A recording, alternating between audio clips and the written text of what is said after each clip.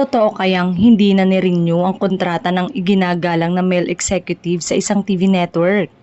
Nakiusap ang source na wag nang banggitin kung anong trabaho ni male executive. Pero noon pa, pinag-uusapan kung magpapatuloy pa rin ba siya sa TV network na kinabibilangan nito. Ang latest na narinig, ilang buwan na lang ay matatapos na ang kontrata ng male executive at hindi na raw pinag-uusapan ng renewal. Kaya ngayon pa lang ay kinukonsider na raw ni male executive ang offer ng isa pang TV network. Pinaplano na rin daw ng TV network na ito ang shows na gagawin nila. Hindi pa tiyak kung ipagpapatuloy nila ang ilang shows dahil matatapos na rin ang collaboration nito sa isang TV production.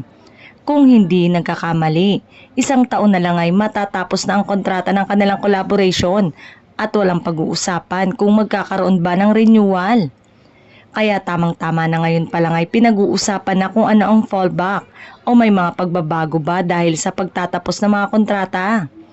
Institution naman umano kasi itong male executive na ito kaya magandang makita kung sino-sino ang loyal talents na sasama sa kanya. With more shows and more stars, pabor ito sa lahat ng manonood ng telebisyon pa rin, kahit sabihin pang age of the social media na ngayon.